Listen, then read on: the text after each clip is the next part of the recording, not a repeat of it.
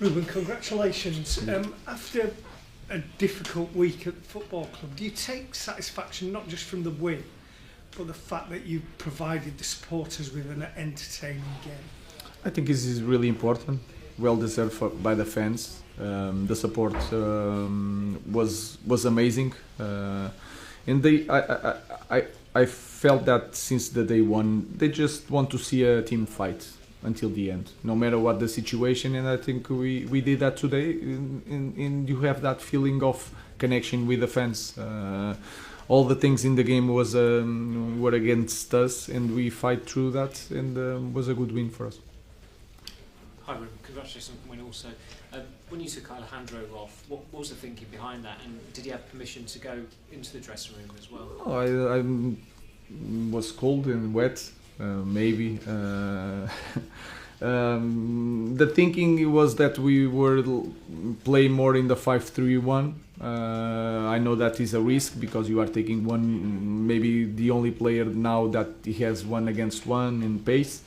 But I felt the team was okay in controlling of the game, almost in the half time. And then we make the substitution, and we had to choose someone to go out. We have to think about set pieces also, so it was my choice.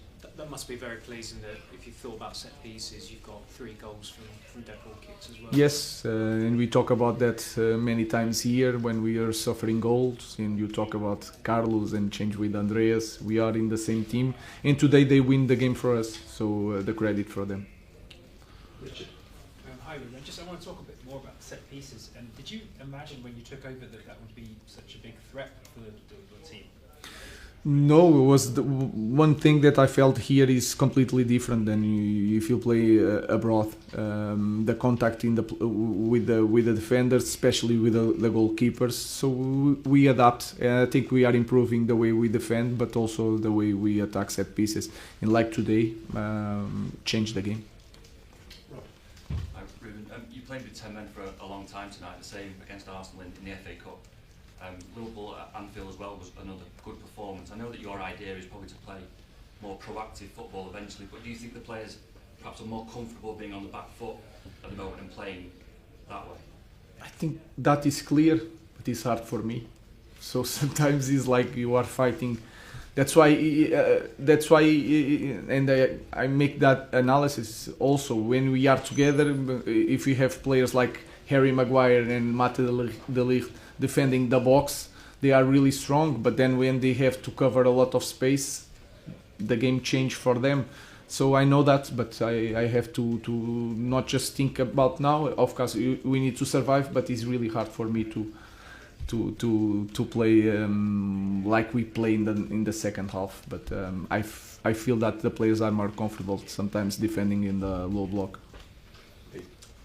Great to win tonight, but how much have you got to improve, and where have you got to improve if you're going to get anything out of this season against the likes of Fulham and Sussex? We have to improve in every aspect. We lack of some characteristics in our squad to play in the different way. We need to have more possession, and I felt that today we were more calm with the ball, especially in the beginning, and especially after we suffered the first goal. I think Bruno was really important on that. Sometimes we want Bruno higher in the pitch to be near the goal, but sometimes we need Bruno also building up, and I think he was really good on that today, because he's really confident with the ball no matter what the context. We clearly need to create more chances, and especially we need to score more goals. I think that is a big issue in our team, and when we think in the future, we need to address that. And no more horrible starts. I mean, that was an awful start. Yeah, was the same, but sometimes you everybody when they watch that ball were thinking, here we go again. But then sometimes football is like that, and we managed to fight all the situations during the game, and I think we truly deserve the 3 points today. Harry, can I just ask 2 questions, please? Just clarify, you're not unhappy with Alejandro Garnacho then for going down there? You are making a connection with Rashford, right? No, I'm just asking. Yeah, I know. I'm not. What I'm saying is that I'm going to talk obviously with Garnacho about that. So I will talk about that if you want in the next practice conference. And just on Nana, what do you think of him as a goalkeeper? Because, all right, maybe it wasn't his fault the first goal, but the second one, and he seems to have that in his locker, these mistakes. I know it's we have to work on that. Of course we need to improve, not just Andre, but in we have so many problems. If you see a lot of our players in some games make some mistakes that are important in the result of that game. So I don't want to point just for one player. We need to improve as a team. How's Patrick, Ruben? Obviously, I think difficult. he's Obviously Premier League. He's a young player. It was a difficult. The first situation, I think, when you look, he's looking at the ball, is when he look at Andre and then look at the ball. And when he look at the ball, Andre jumps for the ball. It was a misunderstanding the way they connect each other.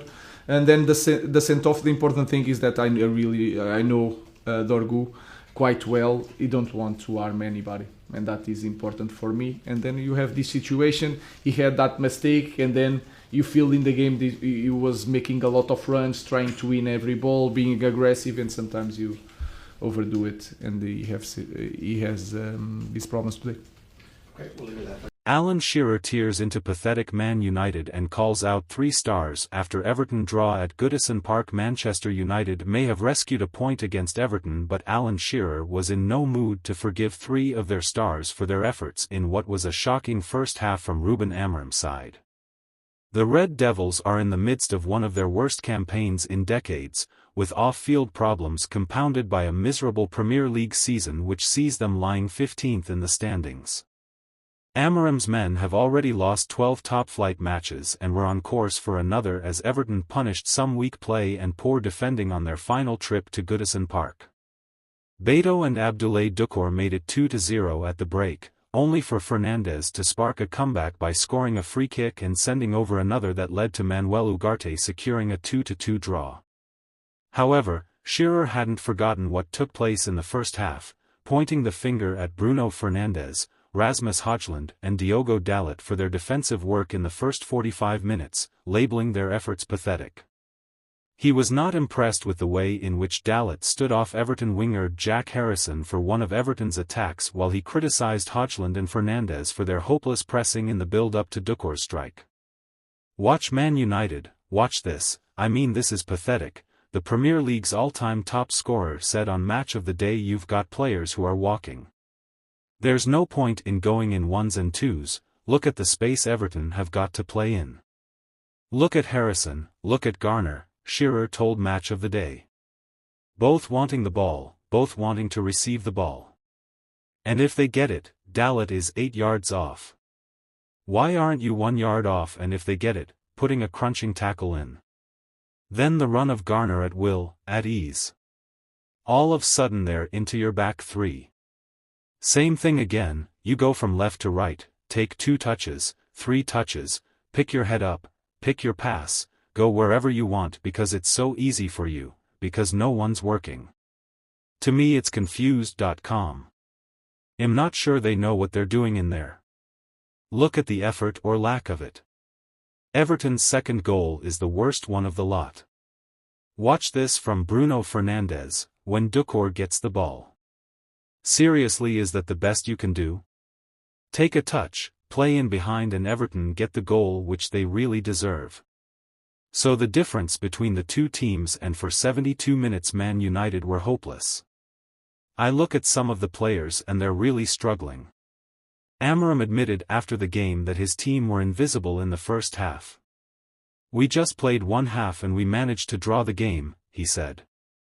Bruno Fernandes was one of the players who was singled out for criticism by Shearer. The pundit wasn't impressed with Diogo Dalot after the defender stood off Jack Harrison. Rasmus Højlund was one of the stars, labelled pathetic for their effort getting back to defend. We didn't exist in the first half.